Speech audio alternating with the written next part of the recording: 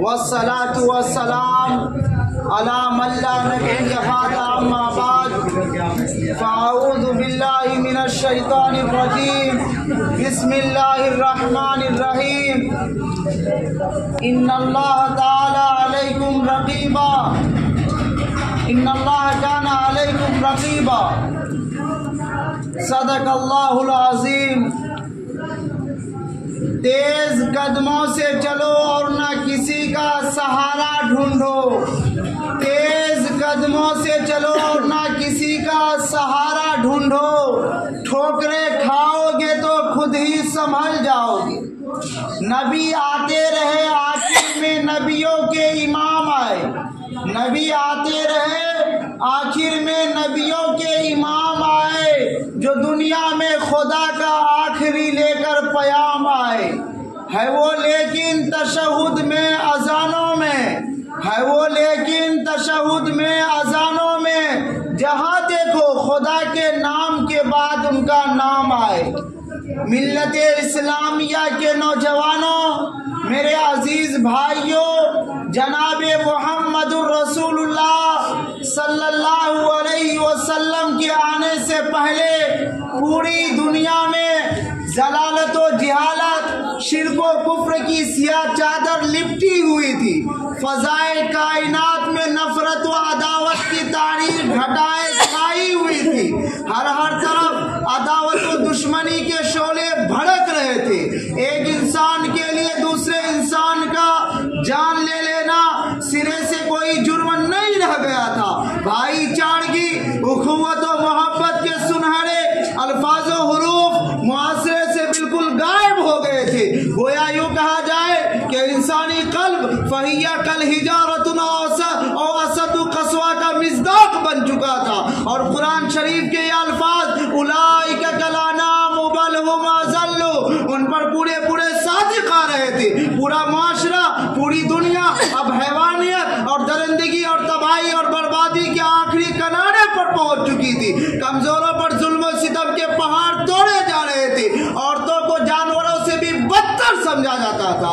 अगर किसी के यहाँ कोई बच्ची पैदा हो जाती, लड़की पैदा हो जाती, गर्ल पैदा हो जाती, उन्हें बताया जाता खुदा अल्लाह तबारक व तआला गॉड ईश्वर परमात्मा तुम्हें बेटी अता फरमाई है, लड़की अता फरमाई है, दुख्तर अता फरमाई है, गर्ल अता फरमाई है, तो उनके चेहरे पर नहुसत और बदबख्ती की स्याही फैल जाती। पूरा घर जहन्नम बन जाता। हमारे शर्म हया के घर से बाहर इसलिए नहीं निकलते कि लोग क्या कहेंगे, समाज के लोग क्या कहेंगे, सोसाइटी के लोग क्या कहेंगे कि बेटी का बाप बन गया है, लड़की का बाप बन गया है, लड़की का पिता बन गया है, फादर बेटी का फादर बन गया है, गर्ल का फादर बन गया है। वो अपनी इस खिफ़्फ़त और शर्मिंदगी को छुपाने के लिए उस वक्त तक चैन से नहीं बैठते थे जब तक उस नूरे चश्म को, लख्ते जिगर को, उस नूरी और गुलाब जैसी महकती फूल को, अपनी लख्ते जिगर बेटी को जब तक जिंदा दरगोर और कत्ल ना कर देते।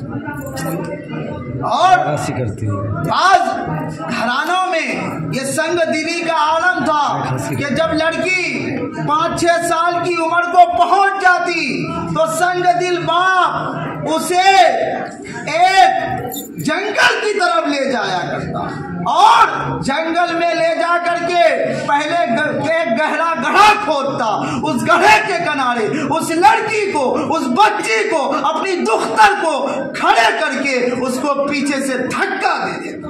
वो लड़की चीखती, चिल्लाती, बाप से मदद तलब करती, ऐ मेरे वालिद मुझ पर रहम कीजिए, या बताई रहम, या बताई रहम, ऐ मेरे वालिद मुझ पर रहम कीजिए। लेकिन ये कमबख्त बाप ऊपर से ढेले मार कर जमीन हमवार करके चला आता। इसे जरा बराबर भी इस पर शर्मिंदगी नहीं होती इस फेल पर। और ये बयान करते कि हमने अपनी बेटी को जिंदा जमीन में दफन कर दिया या उसको गहरा खोद करके उसको उसमें धकेल दिया या उसको कत्ल कर दिया, वह अपनी इस खिफत और शर्मिंदगी पर, इस खिफत पर जरा बराबर इस काम पर खिफत और शर्मिंदगी महसूस नहीं करती, बल्कि इसको फख्र से बयान करती। बेटी को कत्ल कर दिया या उसको जिंदा जमीन में दफन कर दिया। मेरे सामईन मोहतरम, क्या कोई बाप अपनी लख्ते जिगर को, अपने ही पेट से जन्म लेने वाली, अपने ही कोख से जन्म लेने वाली लख्ते जिगर को जिंदा दरगोर किया जाए? ताज्जुब है कि जब एक समाज में रहने वाला, सोसाइटी में रहने वाला एक बाप जब अपनी बेटी को इस तरह जिंदा दरगोर कर रहा होता होगा कि उस वक्त क्या दर्द आलम होता होगा, रंजो गम का किस कदर दिल को जला देने वाला समा होता होगा। क्या जमीन और आसमान उस मंजर को देखकर फटना पड़े होंगे? क्या फरिश्ते उस मंजर को देखकर रोना दिए होंगे? क्या दीगर हैवानों का इस मंजर को देखकर रंजो गम से उनका दिल ना रो देता होगा, उनके रोंगटे खड़े हो गए होंगे? आप जरा तसव्वुर करें, आप जरा गौर करें कि इस्लाम से पहले, मजहब इस्लाम से पहले, आका के इस दुनिया में आने से पहले एक संग दिल बाप अपनी नूरे चश्म को, अपनी लख्ते जिगर को, अपनी बेटी को, अपनी लड़की को किस तरह जिंदा दरगोर और कत्ल कर देते थे। मैं उसकी सफ़ा और दरंदगी का एक हल्का सा वाकया बयान करता हूँ, जरा वाकया गौर से सुनिएगा, हो सके आपको याद भी हो जाए। मेरे मोहतरम, मेरे अजीज भाइयों, एक सहाबी ये रसूल अल्लाह के नबी सल्लल्लाहु अलैहि वसल्लम के दरबार में पेश होते हैं, तशरीफ लाते हैं और अपनी गोद में एक बच्ची को लिए हुए हैं। कभी उस बच्ची की तरफ देखते, कभी आका के चेहरे की तरफ देखते। आका ने कहा खैरियत तो है? कहने लगे या रसूल अल्लाह, ए अल्लाह के नबी, ए अल्लाह के प्यारे पैगंबर, जब आप इस दुनिया में नहीं आए थे तो मैं बेटी को अपने लिए बारे गिरा और बारे खातिर समझता था, मैं बेटी को मनहूस समझता था, मैं बेटी को अपने लिए एक शर्मिंदगी की बात और शर्मिंदगी समझता था। लेकिन अल्लाह के नबी सल्लल्लाहु अलैहि वसल्लम, अब कोई बेटी नहीं है, कोई बच्ची नहीं है, लेकिन जो ये हमारे गोद में है, मेरी गोद में जो बच्ची बैठी हुई है, ये मेरी भतीजी है। खुदा ने अब मुझे कोई औलाद नहीं दी है। ये अल्लाह के नबी, जब आप नहीं आए थे तो मैं बेटी को अपने लिए मनहूस और जलील और कमबख्ती की बात समझता था। तो वह सहाबी अपना वाकया बयान करते हैं। वाकया क्या बयान करते हैं? ये अल्लाह के नबी जनाबे मोहम्मदुर रसूलुल्लाह सल्लल्लाहु अलैहि वसल्लम, मैं एक 6 साल तक मेरी बीवी ने मेरी बच्ची को मुझसे छुपा करके रखी। समाज के किसी आंगन में, पड़ोसन के यहाँ उसको 6 साल तक मुझसे छुपा करके रखी।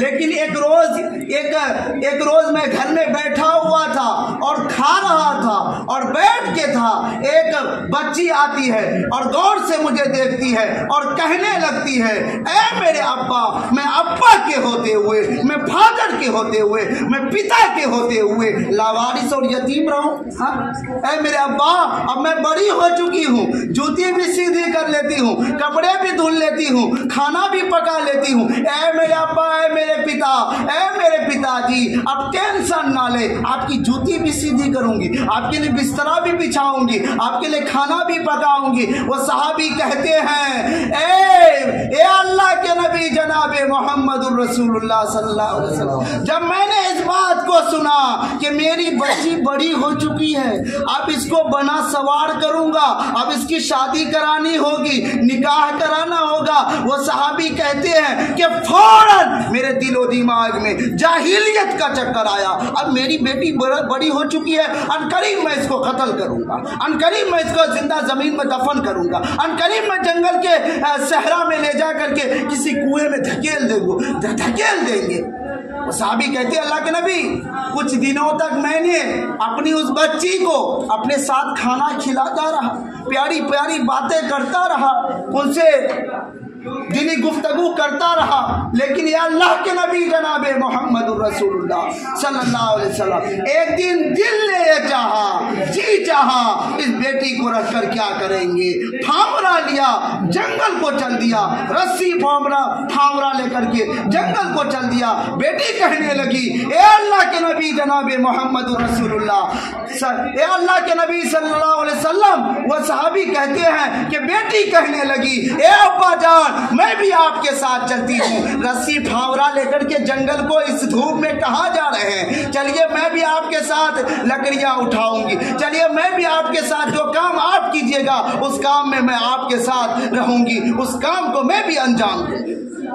वो साहबी कहते हैं, ये अल्लाह के नबी सल्लल्लाहु अलैहि वसल्लम जब बेटी को लेकर मैं जंगल की तरफ चल दिया और जात रहा था, लेकिन वो बेटी हमसे प्यारी प्यारी बातें करती थी रास्ते में, और खूब बातें करती थी, प्यारी प्यारी बातें, दिली गुफ्तगू। फिर अल्लाह के नबी सल्लल्लाहु अलैहि वसल्लम से कहते हैं, ए साहबी क्या उस पर भी तुम्हें रहम नहीं आया? इतनी प्यारी प्यारी बातें की, उस पर भी तुझे रहम नहीं आया? कहा कुछ भी रहम नहीं आया। ए अल्लाह के नबी सल्लल्लाहु अलैहि वसल्लम जब मैं एक सहरा में पहुंचा, जंगल में पहुंचा, बयाबान में पहुंचा, जहां कोई नहीं देख रहा था, अनकरीब मैंने गड्ढा खोदना शुरू किया। अनकरीब मैंने गड्ढा खोदना शुरू किया, और जब मैं गड्ढा खोद रहा था तो मिट्टी के गर्दो गुबार जो फावड़ा के मारने की वजह से, कुदाल के मारने की वजह से जो मेरे चेहरे पर, बालों पर, दाढ़ियों पर पड़ती, तो वो लड़की आती और झाड़ने लगती और कहने लगती, ए अब्बा जान आप क्यों तकलीफ उठा रहे हैं, क्यों मशक्कत उठा रहे हैं? ए अब्बा जान आप इतनी तेज धूप है फिर भी आप फावड़ा लेकर के खोद रहे हैं, आखिर क्या वजह है, आखिर क्या बात है? ए मेरे प्यारे अब्बू, ए मेरे पिता, ए मेरे फादर आप क्यों नहीं बताते? कहते मैं कुछ नहीं बता सका, लेकिन जब धूप तेज हो गई, ये अल्लाह के नबी और आगे सुनिए, वो सहाबी कहते हैं जब धूप तेज हो गई, वो लड़की, वो मेरी बच्ची जो रोती हुई आई और अपनी चादर को सूरज की तरफ फैला देती है, चादर को एक ऊंची जगह पर खड़ी होकर के पत्थर पर सूरज की तरफ कर देती है, और मेरे लिए वो साहिबा बनकर खड़ी हो जाती है, और मेरे ऊपर ठंडक का इंतजाम कर देती है। फिर भी अल्लाह के नबी कहते हैं, क्या तुझे उस पर भी रहम नहीं आया? कहते हैं उस पर भी मुझे नहीं रहम आया। ए अल्लाह के नबी सल्लल्लाहु अलैहि वसल्लम जब मैं गड्ढा खोद लिया और गड्ढा खोद कर फारिग हुआ, तो बेटी की तरफ देखा तो मेरी आंखें सरहते, तो बेटी देख कर बोलने लगी, ए मेरे अब्बा आखिर ये मेरे लिए है क्या, ये मेरे लिए गड्ढा है? ए मेरे अब्बा जान क्या मुझे खुदा की जमीन पर रहने का हक नहीं है? ए मेरे अब्बा जान अगर आप मेरे लिए रोटी का इंतजाम नहीं कर सकते हैं, खाने का इंतजाम नहीं कर सकते हैं, मुझे छोड़ दीजिए, मुझे खुदा की, गॉड की, परमात्मा की जमीन पर रहने का हक दीजिए, मैं भीख मांग कर गुजारा कर लूंगी। ए मेरे अब्बा जान अगर आप अब्बा जान मैं चाहती हूँ कि आपका हाथ, आपके हाथ से मेरे खून में, आपके हाथ मेरे खून में रंगीन ना हो। ऐ मेरे अब्बा मुझे छोड़िए, इस सहरा में, इस बयाबान में मैं अकेले फिरती रहूंगी, हो सके जंगल के दरिंदे मुझे खा जाए, लेकिन आपका हाथ मेरे खून से रंगीन ना हो, मैं ये चाहती हूँ। ए अब्बा, ए अल्लाह के नबी सल्लल्लाहु अलैहि वसल्लम, मैंने कुछ नहीं सुना, मैंने उस बच्ची को पकड़ा और पकड़ करके मैं आगे को खींचती, वो पीछे को खींचती, मैं मजबूत था, वो कमजोर थी। मैं जब खींचते खींचते गड्ढे के करीब लाया, और गड्ढे के करीब ला करके और जब उसको उसमें धक्का मारा और धकेल दिया, तो उसने गिरते हुए इतना कहा, या अबता इरहम, या अबता इरहम, ए मेरे वालिद, ए मेरे पिता, ए मेरे फादर, ए मेरे अल्लाह के नबी सर, ए मेरे फादर, ए मेरे पिता, मुझे खुदा की, मुझे बचा लीजिए, मुझ पर रहम कीजिए, या अबता इरहम, मुझ पर रहम कीजिए, ए मेरे पिता मुझ पर रहम कीजिए, ए मेरे वालिद मुझ पर रहम कीजिए। लिए मैंने कुछ नहीं सुना। गिरते हुए इतना कहा। अल्लाह के नबी सल्लल्लाहु अलैहि वसल्लम रो रहे हैं, सब सहाबी रो रहे हैं और कहने लगे कि अल्लाह ए प्यारे सहाबी, क्या तुझ पर रहम नहीं आया? उसने गिरते हुए इतना कहा, अगर कल कयामत के दिन खुदाए कहार के सामने, अल्लाह के सामने तेरे गिरहबान पकड़ ले और कहने लगे अर्श वाले के सामने, ए अल्लाह तो इससे पूछ के मेरा क्या कसूर था जिसकी वजह से इसने मुझे गड्ढे में डाला। हाँ? तो बताओ मेरे खुदा कहार के सामने क्या जवाब दोगे? बताओ मेरे अल्लाह के सामने क्या जवाब दोगे? बताओ मेरे मालिक के सामने क्या जवाब दोगे? वो साहबी कहते हैं, ये अल्लाह के नबी, यही तो पूछने के लिए आया हूँ, यही तो पूछने के लिए आया हूँ। जब आप इस दुनिया में नहीं आए थे तो हमारी ये करतूत, हमारी ये आदत थी। ए मेरे अल्लाह के, है मेरे रसूल, जब आप आए हैं तो आज प्यारी लग रही है, भतीजी भी प्यारी लग रही है। मेरे मुस्तफ़ा, ये सब आपकी बरकत है। आप मेरे अब्बा से भी ज्यादा महबूब और पसंदीदा शफीक हैं। बताइए, जाहिलियत के दौर में लोग अपनी बेटी को अपने लिए मनहूस समझते थे, शर्मिंदगी का सबब समझते थे। लेकिन क्या आज के इस दौर में, क्या आज के इस हालात में उन दो शीजाओं पर, बेटियों पर, बहनों पर जुल्म हम नहीं कर रहे हैं? आज जहेज के नाम पर, ये तो दौरे जाहिलियत का चक्कर है। दौरे जाहिलियत के बारे में मैंने आपको बताया, लेकिन आज के दौर में भी हमारे बहनें, हमारी बेटियां आज जहेज की वजह से उन पर जुल्म और अत्याचार हो रहे हैं। किस वजह से हो रहे हैं? क्यों हो रहे हैं? आखिर उसकी वजह क्या है? क्या आका की बातों पर हम अमल नहीं करना चाहते हैं? आका से पहले लोग अपनी बेटी को अपने लिए मनहूस समझते थे, लेकिन आका के आने के बाद लोगों को भतीजी भी प्यारी लग रही थी।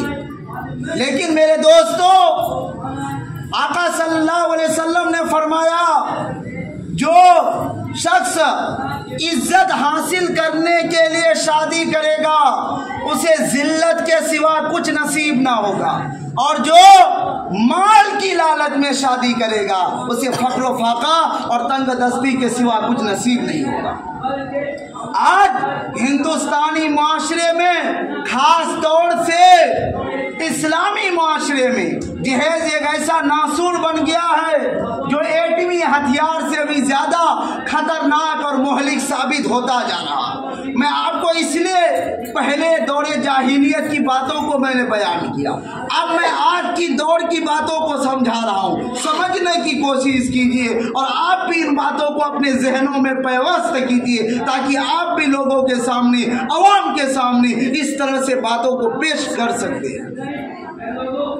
तो कर रहे हैं, नहीं कर रहे हैं? आज अखबारात के अंदर ये सुर्खियां छपती है कि फला शौहर ने अपनी ससुराल वालों से हीरो होंडा के बजाय बुलेट ना मिलने पर अपनी नई नवेली दुल्हन को तलाक दे दिया।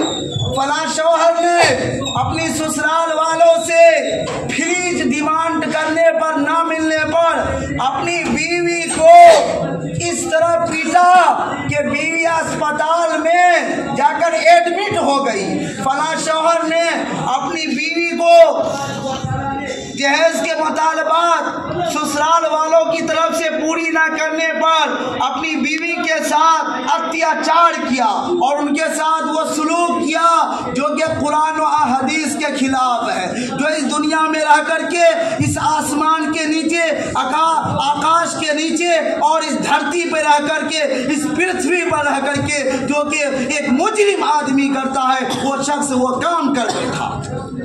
लेकिन याद रखिए कि आज जो हम और आप जहेज की लानत को, जहेज जैसी हराम और नाजायज चीज को जो समाज के अंदर फैली जा रही है, लोग उसमें मसरूफ हो गए हैं, मशगूल हो गए हैं और इसको ठाठे मारते हुए जायज करार दे करके बटोरने के चक्कर में है। याद रखिए, शायर कहता है रहिए किसी भी हाल में चर्चा न कीजिए, रहिए किसी भी हाल में चर्चा न कीजिए, खुद को किसी के सामने रुसवा न कीजिए। ए उम्मत मुस्लिमा के नौजवानों, ए बाप जो बाप के पोस्ट अल्लाह ने दिया है, खुदा ने जमीन पर बाप बनाया है, माँ बनाया है, अपनी माँ होने की, बाप होने का सबूत दो कि हम अपनी ताकत के बूते पर, अपनी कुव्वत के बूते पर, अपनी हिम्मत के बूते पर अपने बेटों के लिए सामान खरीदेंगे, जहेज खरीदेंगे, लेकिन जहेज के सामान अपनी बेटी वालों से, बेटी को ना देंगे ना बेटी वालों से मुतालबात करेंगे। ये क्या माजरा बन गया है कि आज समाज के अंदर एक बच्ची बैठी हुई है, लेकिन आज समाज के अंदर एक अमीर घराने की है, लेकिन उसकी बच्ची की शादी हो रही है और धड़ल्ले से शादी में ना जाने अनगिनत सामान देने को हम तैयार हो जाते हैं। ये भी एक समाज में रह करके एक गरीब बच्चों के सामने ये भी काम करना नाजायज है, ये भी काम करना हराम है। अब दिखलावे के साथ हम धड़ल्ले से कर रहे हैं। आखिर क्या बात है? क्या आका की बात भूल गए हैं? क्या रसूल की बात भूल गए हैं? याद रखिए मेरे मोहतरम, समाज के अंदर ये जहेज जैसी लानत को हमें सबसे पहले हटाना होगा, तब समाज तरक्की करेगी। आपने नाम सुना होगा, खूब नाम सुने होंगे, मीर तकी मीर। मीर तकी मीर जानते हैं ना? एक टीम है, यहाँ पर भी है। मीर तकी मीर एक शायर है, बहुत बड़े शायर।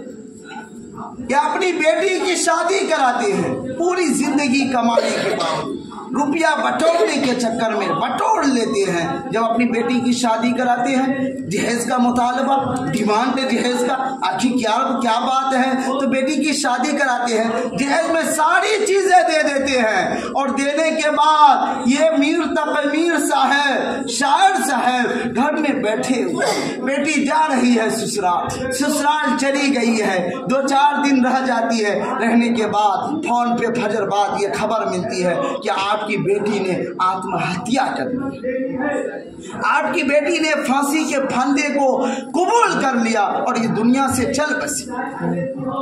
हज़रत मीर तकी मीर साहब जाते हैं, और जाने के बाद वो शायर थे, शायर कहने लगे, वो शेर याद नहीं है, वो कहते हैं बेटी मैंने जहेज में सारी चीजें तुमको तो दे दिया, लेकिन आखिर अगरचे कोई चीज नहीं दिया तो वो क्या नहीं दिया? एक कफन नहीं दिया। बताइए, इतने बड़े शायर आज हिंदुस्तान के अंदर जहेज के चक्कर में हम और आप पड़े हुए।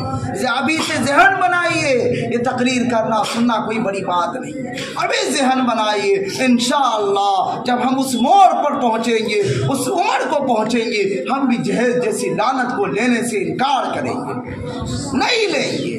देव भी तो इनकार करेंगे, करेंगे नहीं करेंगे? इंशाअल्लाह करेंगे। अभी हिम्मत अपने अंदर पैदा कीजिए, जज्बा पैदा कीजिए, इंशाअल्लाह जहेज जैसी लानत को कबूल नहीं करेंगे। और जहाँ तक हो समाज से जहेज को मिटाने की कोशिश करेंगे, जहेज को मिटाएंगे, अल्लाह इज्जत देंगे, अल्लाह सरबलंदी अता फरमाएंगे, अल्लाह जिल्लत से निकाल कर आला दर्जे आला मकाम तक पहुँचाएंगे। अल्लाह ताला से दुआ कीजिए, अल्लाह तबारक व तआला जितनी बातें कही गई है सबसे पहले कहने वाले को अमल करने की तौफीक अता फरमाए, आप सामाईन को भी अमल करने की तौफीक अता फरमाए। वमा तौफीक इल्ला बिल्लाह।